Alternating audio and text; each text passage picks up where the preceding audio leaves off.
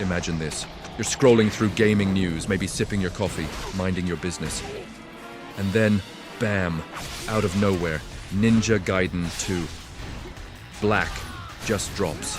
No build-up, no teaser, no countdown, just a shadow drop alongside the reveal of Ninja Gaiden 4, like a silent assassin stepping out of the mist. But here's where it gets interesting. This isn't just a re-release. No, it claims to be something much bigger. The real definitive version. The one that finally does justice to a game so brutally loved, so tragically butchered in past remasters. The kind of release that whispers to longtime fans, "We heard you." And just like that, you're intrigued, you're hopeful, you're cautious. Because if you know this franchise, you know what's at stake. See, the Master Collection left scars. It promised legacy, but delivered compromise. Stripped content, watered-down combat, and a soul that felt lost. So when Black steps forward, promising redemption, you feel it. That pull. Could this finally be it? But something feels off. The moment you boot it up, questions start crawling into your mind like shadows down a hallway. It looks familiar, but is it faithful? It feels better, but is it truly Ninja Gaiden 2 in its prime? You're caught in a strange limbo. One part nostalgia, one part suspicion. You want to believe this is the game you've been waiting for. But deep down, you know, it's never that simple. Not with Ninja Gaiden, and that's the tension, isn't it? This isn't just about slicing through enemies. It's about fighting for the truth of what this game was, and what it could have been. So, is Ninja Gaiden 2 Black the redemption arc we've been craving, or is it just another illusion? One more shadow in a long hallway of missed potential? Let's find out. Let's get one thing straight. Ninja Gaiden 2 has always been at war with itself. Every version that's come before has carried its own kind of baggage. And with each new release, fans kept hoping this would be the one to get it right. But the truth? Each time it slips just out of reach. Take the Xbox 360 original. The one most fans still see as the true Ninja Gaiden 2. It was fast, brutal, visceral, a non-stop flurry of steel and blood. But even that version had cracks in its armor, an inconsistent frame rate that chugged at the worst moments, and some of the most rage-inducing boss fights in modern action gaming. Yeah, we're talking about the Deathworm Queen, a boss so bafflingly bad they literally removed it from future versions.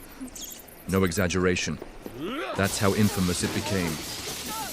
Then came Sigma 2, Team Ninja's attempt to refine the chaos. But instead of sharpening the blade, they dulled it. The violence toned down, the enemy density slashed. The combat? Slower, more forgiving. Even the added content, like new playable characters and extra boss fights, felt like gimmicks rather than genuine enhancements. And yes, one of those bosses was literally the Statue of Liberty. Symbolic? Maybe. Fun to fight? Not really.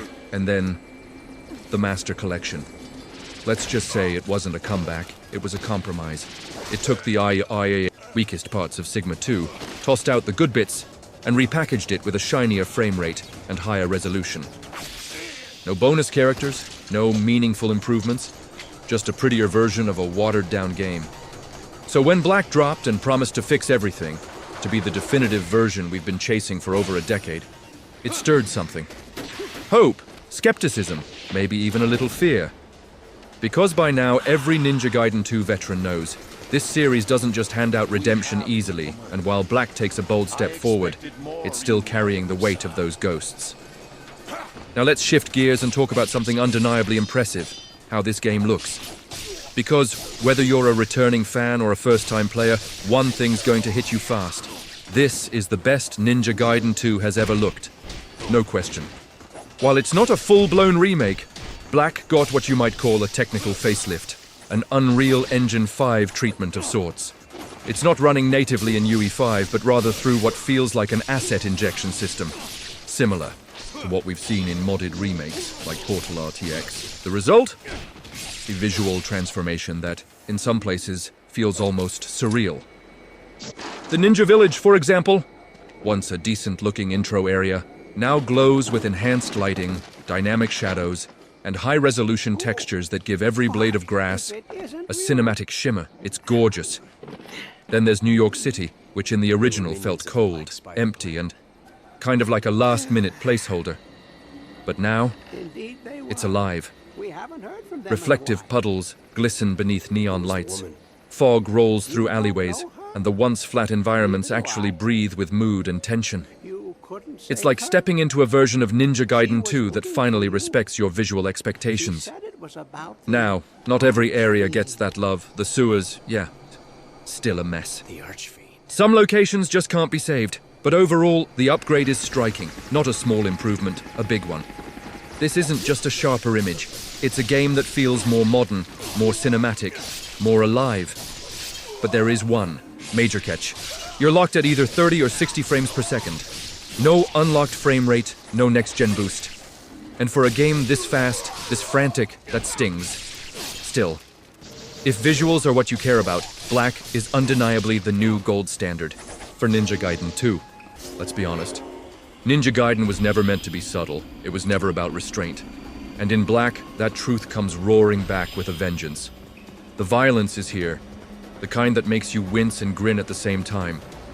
Limbs don't just fall off, they go flying. Heads roll, arms twist mid-air.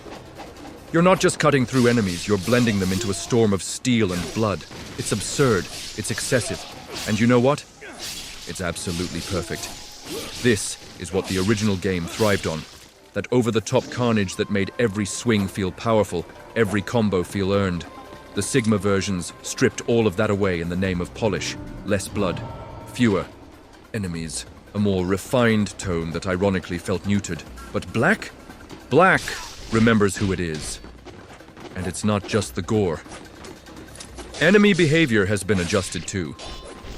You'll find they're more aggressive, more willing to surround you, punish you, and force you to react. It's not quite the relentless ferocity of the 360 original, but it's a massive leap beyond the sleepwalking Sigma AI. You'll feel tension again. That anxiety when you're cornered and out of Kai. The thrill of surviving a brutal wave by a sliver of health. Is it perfectly balanced? Not really. The difficulty curve still wobbles here and there. But in terms of feel, in terms of intensity, black brings the fight back to the arena. And that, more than anything, makes it feel like Ninja Gaiden again. At this point, you might be wondering, if the original Xbox 360 version is still the best, why not just give us that? But better. Well, here's the painful truth. The source code is gone. Lost, deleted, vanished into the digital void sometime after the heyday of Team Ninja's golden years. Which means there's no direct way to remaster or rebuild the original Ninja Gaiden 2 from scratch. There's nothing left to work with. So what did they do? They took what they did have, Sigma 2, the PlayStation 3 version, and started reshaping them, sanding off the wrong edges, injecting back some blood, boosting enemy aggression, restoring cut content where they could. Ninja Gaiden 2. Black isn't a true remaster. It's more like a Frankenstein hybrid, built on Sigma's skeleton, but trying desperately to breathe life back into the spirit of the Xbox 360 original. And you know what? Considering the limitations, they did a decent job. It's not perfect, it never really feels authentic, but it's the closest we've gotten in over a decade. If you're new to the franchise, this is absolutely the best place to start. It looks better, plays smoother, and captures just enough of that classic edge. But for longtime fans, there's a quiet ache here. A sense that we're holding onto a copy of a memory. A version of a masterpiece, just this far from being complete. And that's the tragedy of Black. It's so close, yet still out of reach. For all the improvements Black brings, there's still something off. Something that nags at you while you're knee-deep in combat, katana dripping, adrenaline high, and then suddenly, the momentum just flatlines. It starts after the first. In 2 levels, those opening sequences, incredible. Tight design, gorgeous environments, a masterclass in pacing. But then, as if the game just ran out of steam, it tosses you into bland corridors and arena-style rooms that feel slapped together. Gone is the artistry. What's left are long stretches of filler. Spaces that exist purely to funnel you into the next fight, without any real sense of place or purpose. And the bosses? wildly hit or miss. One moment you're locked in a nail-biting duel. The next, you're steamrolling some absurd, over-designed creature that barely fights back. Or worse, you blink, and it's already dead. There's no rhythm, no build-up. Just a weird assortment of encounters that feel like they were pulled from different games entirely. But the real kicker? The difficulty curve. It's a roller coaster with no logic. Early game ninjas, lethal, mid-game demon lords, weirdly passive. Somehow the rank-and-file enemies in level 1 hit harder than bosses 10 chapters later. It creates a sense of chaos, not the good kind, the frustrating kind. And yet, there's something strangely authentic about that inconsistency. Like a game that never quite knew how to balance itself, but leaned into the madness anyway. Is it good design? Not really. But is it Ninja Gaiden? Yeah, kind of. Let's talk about the weird stuff. Because Ninja Gaiden 2. Black isn't just intense, it's weird. And honestly, that's part of the charm. Take the ghost piranhas, for example. Why do they exist? Who asked for them? They're relentless, annoying, and show up in one of the most frustrating sections in the entire game. And then there's the infamous nuclear armadillo, a boss that used to insta-kill you after you defeated it, unless you knew to block at the right time. In Black, it's been nerfed. The trap's gone. The surprise vanished. And weirdly, you kind of miss it. Because here's the thing, these oddities define the game's personality. They're like the poison swamps in Dark Souls, universally hated, but deeply iconic. They're the why is this like this moments that stick with you long after the credits roll. Even the extra characters, Momiji, Rachel, Ayani, make a brief return. Their side missions are short, barely 20 minutes each, but they're a welcome burst of variety and a nod to the fan service of past versions. Is it enough? Not quite, but it's something. In a way, Black smooths the edges without sanding off the soul. It's still wild, still messy, still unmistakably Ninja Gaiden. So here we are. After all the slicing, bloodshed, and baffling boss fights, what's the final verdict on Ninja Gaiden 2 Black? It's not the flawless return we fantasized about. It's not the mythical definitive edition that rewrites history.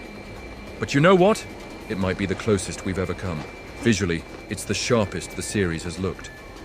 Mechanically, it feels faster, meaner, and more faithful than anything since the 360 days. The violence is back. The edge is back. The soul, almost, is it worth $50? Honestly, that's a tough ask, especially if you already own the Master Collection. This isn't a full remake, it's not a ground-up resurrection. It's a heavy patch, dressed in black.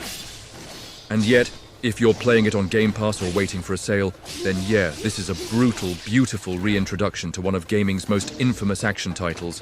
For newcomers, it's easily the best way to dive into the madness.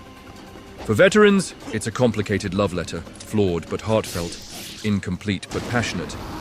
And with PC mods, who knows? Maybe one day fans will finish what the devs couldn't. Just don't go in expecting perfection, expect resistance, expect chaos, expect to die. A lot. But if you're okay with that, then this version of Ninja Gaiden 2 might finally be worth the pain. We've fought through every blade clash, every blood-soaked corridor, and every baffling boss. And what we're left with is complicated. Ninja Gaiden 2. Black isn't perfect. It stumbles, it frustrates, and it misses greatness by inches. But it's also something else. It's honest, raw, and somehow still unforgettable. In a world of overly safe remasters, this one dares to be messy. And maybe that's what makes it feel real. If you're a fan of action games that challenge not just your reflexes, but your patience, your memory, your loyalty, then this game is for you. And if you've played it, we want to hear from you. Did Black bring back the fire? Or just the fragments? Drop your thoughts in the comments, like if you felt the struggle. Subscribe if you want more honest, emotional deep dives like this one. Thanks for watching.